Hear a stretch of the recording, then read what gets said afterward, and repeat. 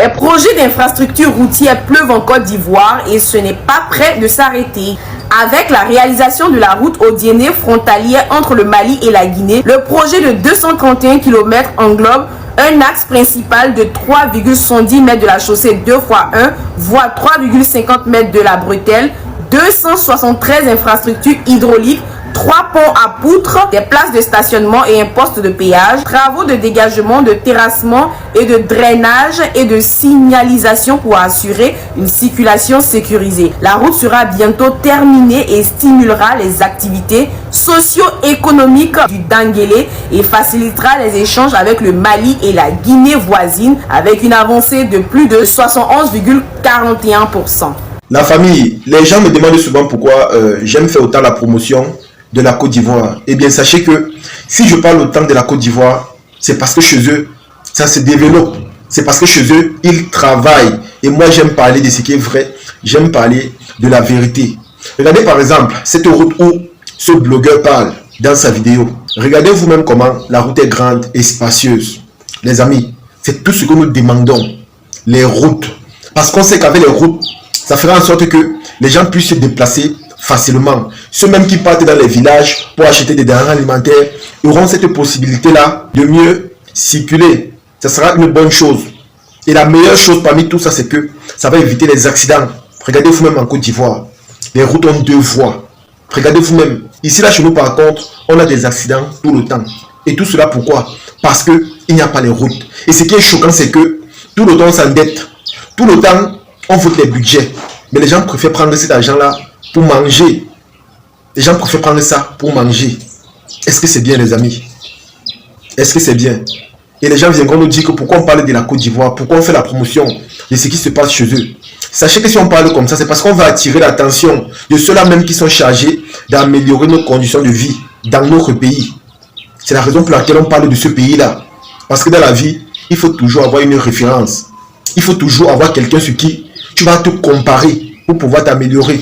C'est comme ça. En Côte d'Ivoire, eux, ils travaillent. Regardez vous-même. Regardez. Et ce qui me plaît dans ce pays, c'est que le développement est perceptible sur plusieurs aspects. Ce n'est pas seulement dans un seul domaine. Je dis sur plusieurs aspects, le développement est perceptible. Ces gens travaillent, ils fournissent des efforts pour que les populations soient beaucoup plus épanouies ou encore à l'aise. Regardez vous-même comment les routes sont grandes. Regardez vous-même. C'est-à-dire, les voitures circulent normalement, paisiblement. Il n'y a pas d'embouteillage. Quand tu roules, tu sais que tu es en sécurité. Quand tu achètes ta voiture, tu sais qu'elle va durer.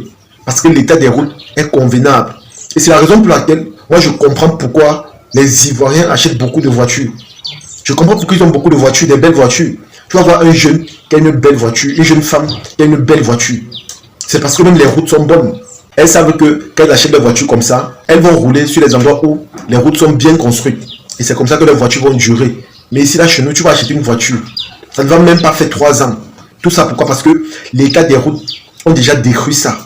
Et c'est tellement dommage. Et comme je dis, les amis, quand c'est bien fait, il faut encourager. Et moi, je prie simplement que tous les autres qui gouvernent à l'extérieur, là, prennent exemple sur la Côte d'Ivoire. Parce que quand on parle souvent de la Côte d'Ivoire, la plupart des gens croient que la Côte d'Ivoire, c'est seulement Abidjan. Ils pensent que tout le développement, là, est seulement au niveau d'Abidjan. Et pourtant, même dans les endroits les plus reculés, le développement suit. Donc tous les gens qui passent leur temps à se comparer à la Côte d'Ivoire ou encore à se moquer d'eux en disant que la Côte d'Ivoire n'appartient pas aux Ivoiriens. Voilà alors ce qu'on appelle le développement.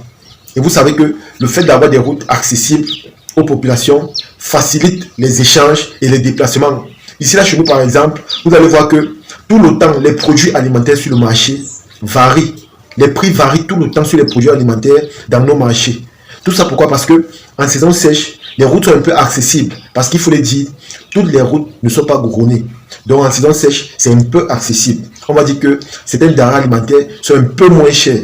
Mais dès que les pluies commencent, pour acheter un produit, c'est tout un challenge. Parce que ceux-là même qui se déplacent pour partir dans les villages, pour avoir ce produit, ils font tellement d'efforts pour rentrer avec ça parce qu'il n'y a pas les routes. Il y a des gens qui font des semaines en brousse ou encore, il y a même des véhicules qui restent pendant des semaines bloqués dans la boue.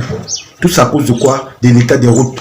C'est tellement dommage. Il y a des gens, comme j'ai dit les amis, eux ils pensent que quand on parlait de Côte d'Ivoire, c'est seulement Abidjan. Parce que hier j'ai fait une vidéo où je présentais la ville d'Abidjan et honnêtement c'était très joli, c'était très propre. On a l'impression d'être en Europe. Il y a les gens qui m'ont dit que pourquoi tu présentes seulement Abidjan? On a l'impression que ce n'est que Abidjan qui est développé. Non. Sachez que le développement là, ça se perçoit partout.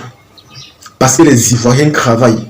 Et ce qui me plaît, c'est que quand ils travaillent, ils font les choses bien, surtout dans le but d'améliorer les conditions de vie des populations. Voilà par exemple une route. Regardez vous-même, la route là a deux sens. Et elle est très grande. Mais ici là chez nous, quand vous allez partir là, celui doit la Yaoundé, c'est un seul sens. Et c'est la raison pour laquelle il y a autant d'accidents. Parce que les routes sont étroites. Les routes sont étroites. Et normalement, on devait construire assez de routes. Surtout pour ceux qui voyagent beaucoup là. Parce que c'est le fait d'avoir des petites routes que moi je qualifierais de pistes qui font en sorte qu'on a autant d'accidents. Et les amis, ce n'est pas bon. Ce n'est pas bon. Crichez le bon exemple. Regardez ce qui se passe à l'extérieur. Essayez un peu de copier le bon exemple. Essayez de le faire. Essayez de le faire. Regardez vous-même en Côte d'Ivoire, ça travaille. Ça ne dort pas. Il dit que ça travaille. Et c'est comme ça que le développement ne se perçoit pas seulement dans la capitale, mais aussi loin à l'extérieur. Parce que les routes sont goudronnées, même à l'extérieur, jusqu'au niveau des frontières. Les routes sont goudronnées là-bas. Et ça facilite les échanges. Vous allez voir que la plupart des Burkinabés, des Sénégalais, même des Camerounais, quand ils partent en Côte d'Ivoire parce qu'ils n'ont pas assez de moyens, ils passent par la route. Parce que les routes sont bonnes, les routes aussi sont accessibles. Les routes sont trop bonnes là-bas. On ne les dérange pas. Quand tu prends ta voiture, tu sais que tu vas arriver en sécurité. Parce que quand tu roules même sur les routes, tu es à l'aise. Mais ici, là, chez nous, pour acheter une voiture, tu réfléchis d'abord plusieurs fois parce que tu as peur que quand tu vas acheter ta voiture, l'état des routes va faire en sorte que ça ne puisse pas durer. Et vous savez que la voiture, c'est un investissement. Ça signifie quoi? Si tu achètes ta voiture, ne te dis pas que ça va seulement rester là comme ça, tu vas carburer. Non, il y aura toujours des pannes. Et si la route aussi n'est pas bonne, c'est comme ça que tu vas te retrouver tout le temps dans des garages pour arranger des pannes que tout le temps tu arranges. Et c'est comme ça que à la longue ou encore à la limite, tu vas te décourager. Parce que ça sera énervant. Les amis, c'est tellement dommage. Regardez vous-même en Côte d'Ivoire, ça travaille. Et prenez exemple sur eux. N'ayez jamais honte d'imiter le bon exemple. N'ayez jamais honte d'écricher ce qui est bien fait. N'ayez jamais honte de faire cela. Parce que chez eux, on peut tout dire, c'est vrai, mais ça travaille. Ça, c'est une chose sûre et certaine. Ça travaille. En tout cas, les amis, c'est ici que se termine la vidéo. J'espère que vous avez aimé. J'espère que vous avez apprécié. Pour tous ces gens-là qui passent le temps à me dire que pourquoi tu fais la promotion de la Côte d'Ivoire, sachez que nous, on parle de ce qui est bien dans l'optique que, voilà, on souhaite que ce même changement ou encore cette innovation qu'on perçoit ailleurs apparaisse aussi chez nous un jour. Et moi, je pense que c'est même un rêve parce que pour que ça change, il faudrait de l'engagement et de la volonté. Il faudrait de l'engagement et de la volonté. Parce que quand on met les budgets annuels pour la réalisation de cela, il y a des gens qui préfèrent prendre cela pour manger et laisser la population comme ça. Et c'est comme ça que quand les gens voyagent, il y a des accidents parce qu'il n'y a pas assez de route. Mais eux, quand ils veulent voyager, ceux-là même qui mangent cet argent-là, ils préfèrent prendre des avions. Et c'est tellement dommage. Parce qu'au final, c'est la population qui souffre. Et là, ce n'est pas bon. En tout cas, partagez la vidéo et on se dit à la prochaine. Ciao.